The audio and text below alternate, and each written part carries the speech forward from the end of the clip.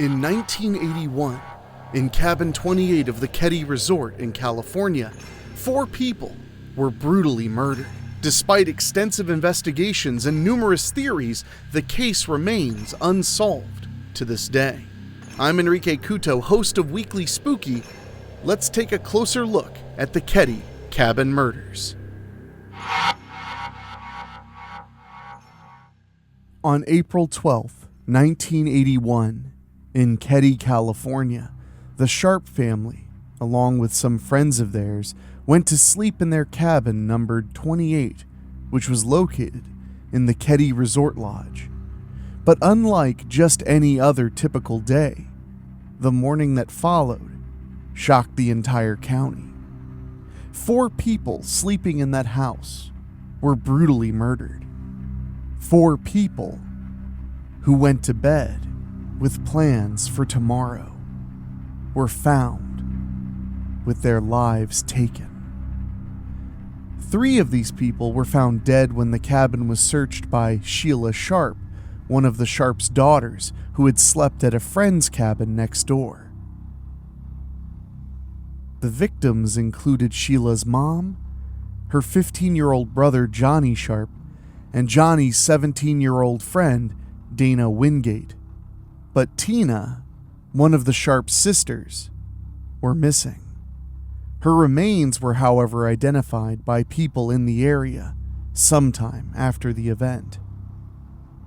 Just let that sink in.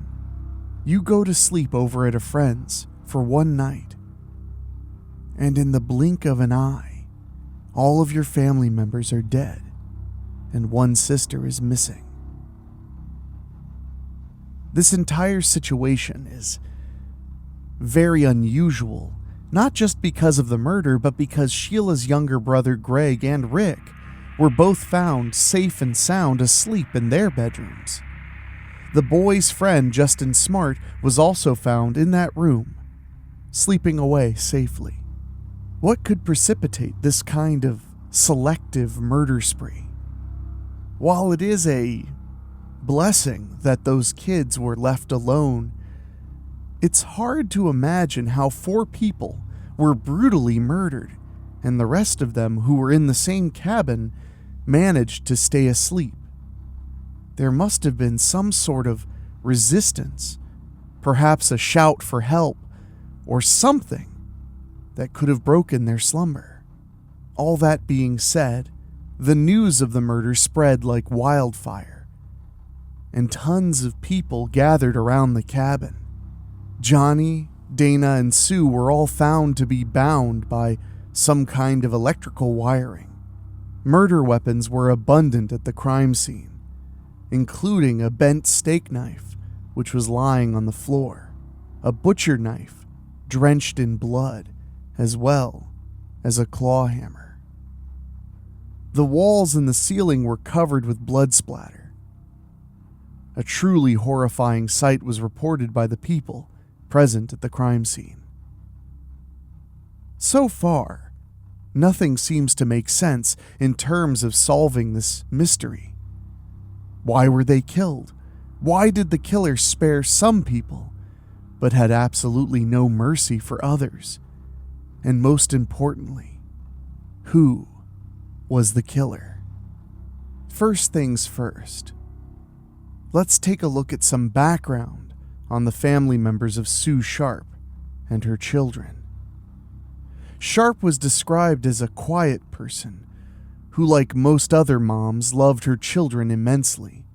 She had recently left an abusive marriage and had moved to the Keddie area along with the kids in 1980 in the hope of giving herself and the children a better life.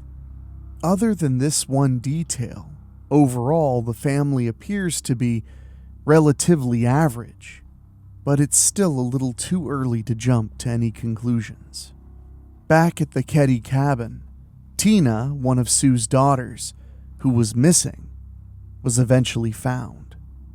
Well, not her, but her remains, namely, her skull. And it took 3 years to find it, and it was in another county, located 50 miles from the Keddie area. Everything about this is very suspicious, especially the timing and the fact that the caller who notified police about the skull identified it as Tina's. How could anyone just assume that it was hers unless, of course, they knew something sinister? There were two main suspects identified by the police, Martin Smart and Bo Bedetti, who lived just 2 cabins away from the Sharps. Now, what could be the possible incentive behind this murder?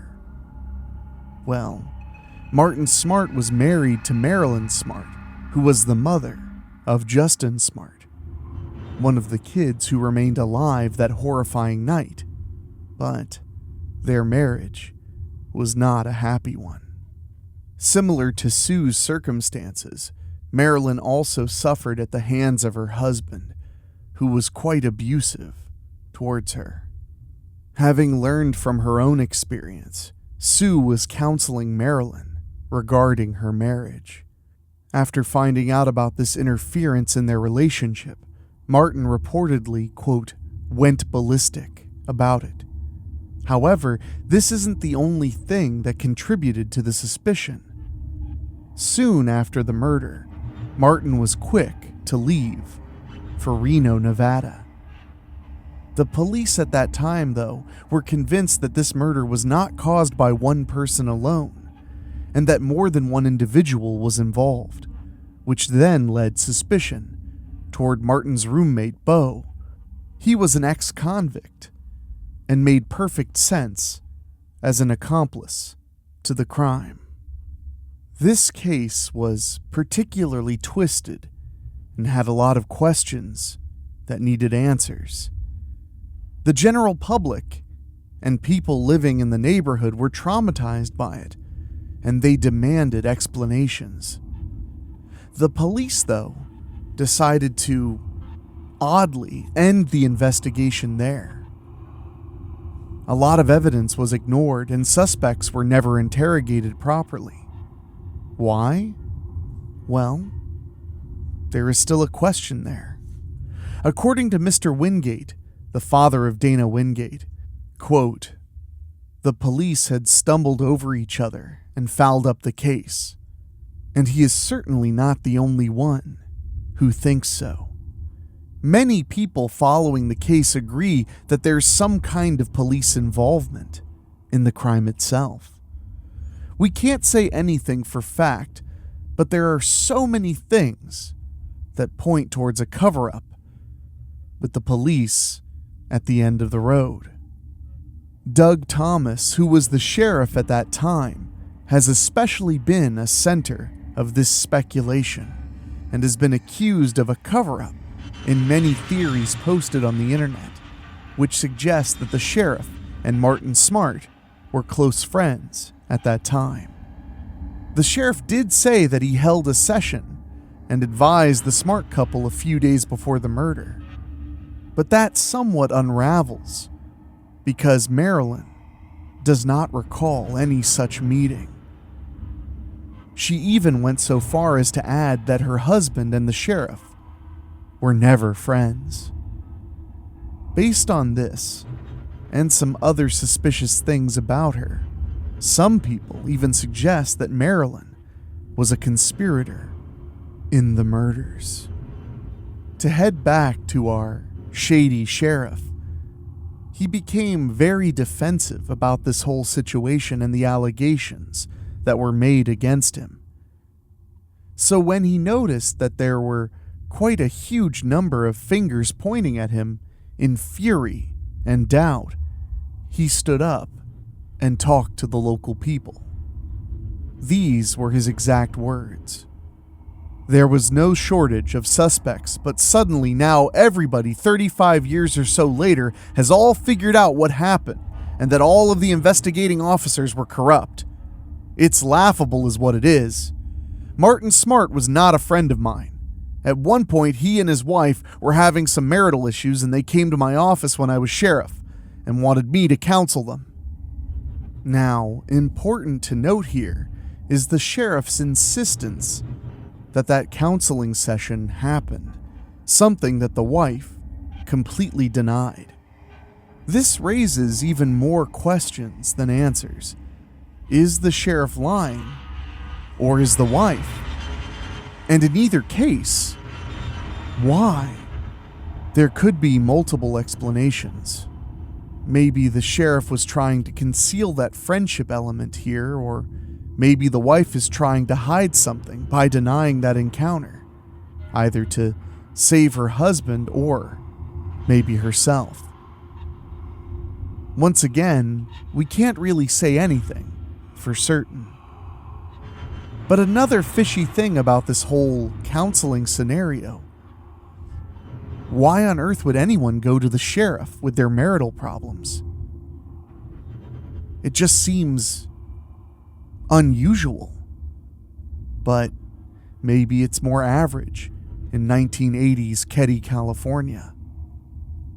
Nonetheless, the murder case was then reopened in 2013 by Sheriff Greg Hagwood and Mike Gamberg. Both of them were personally related to the victims, which would explain why they took interest in the case after it had been closed so many years before. Hagwood commented on the police cover-up story, quote, "It has brought to light some amazing timelines, histories, and what some may call coincidence. Others may look at it more accusingly. I don't put anything outside of the realm of possibility." So based on this, we can tell that there is a new start to the investigation, and the police are diving into it with a more holistic approach, trying to consider all possible options and all possible clues that can help them reach their final destination. Several new and interesting developments followed quickly after this investigation began. First of all, Gamberg, who is the new police investigator we mentioned a few moments ago, found some very useful evidence that had been shoved aside. Most notably was one letter that had been given by Martin Smart to his wife, Marilyn, reportedly written soon after the murder took place. Here's what the letter read: "I've paid the price of your love, and now that I've bought it with 4 people's lives, you tell me we're through? Great. What else do you want?" That definitely sheds some potential light on this whole subject. The question, though, is, why would she want the family dead? Well, when Marilyn was confronted about the letter, she denied ever receiving it. However, she did recognize the handwriting in the letter was that of Martin. Secondly, Gamberg found another piece of evidence in the box of case files at the police department that had been purposefully shoved away. In this case, it was an audio recording, the taped phone call of the anonymous person that had informed the police about the remains of Tina Sharp, one of the murdered family members. Oh, I was watching the news, and they were talking about this skull they found at the foot of the falls. They asked for any help. And I was just wondering if you thought of the murder up in Keddie, up in Plymouth County a couple years ago, where a 12-year-old girl was never found. We're pretty sure it's a male skull. Okay, well, I thought, just maybe a 12-year-old girl might be mistaken for a 10-year-old boy. And that was Keddie, K-E-D-D-Y? K-E-D-D-I-E. Okay. That's in Plymouth County. And that was a couple years ago? That was, a couple years ago, maybe 2 or 3 years ago. Oh, okay. I'll let my investigators know about it. Okay. Thank you. You have a sheriff's department? Thank you. The audio of that 911 call was then analyzed and compared to the suspects. Hagewood commented on this tape with the following words: "Why that sat in a sealed evidence envelope, never opened, I don't have an answer to that, but we have it now." The third development was brought to the limelight by Gamberg, who spoke to Martin Smart's former therapist in Reno, Nevada. And lo and behold, the therapist informed the police that Smart had in fact confessed to the murder during one of the therapy sessions. The therapist also added that he was quite surprised that the investigators at the time of the murder had not used the confession against him. Clearly, the policemen at the time weren't exactly doing their jobs, and at this point, it's not really a secret, but the therapist seems quite interesting too. Someone just confessed to murdering 4 people. That goes well beyond the traditions of client privilege. Next comes the fourth development. Further investigation by the police officers led to the discovery that a man had reportedly found a steel blue-handled claw hammer using a metal detector near a pond in the area where the crime occurred, in Keddie. This hammer was very similar to one that Smart had told investigators he had lost some time before. Here's what Sheriff Hagewood says about this. Quote, "There are people locally who know more than they've said, and I believe we've identified some of them. And we know who they are, and we know where they are, and I have every confidence that they either participated after the fact or they have first-hand information." Hagewood also highlighted that 6 people were of keen interest to the police in the matter, and all of them were alive. Furthermore, concerning the 2 suspected killers, Smart and Bo Bedetti, Hagewood said the following: "It's a theory that we are working to the degree possible to conclude or dismiss. There is a disproportionate amount of evidence and information that tends to point in that direction. However, up until this day, no charges have been pressed, and many questions about the murder remained unsolved and unanswered.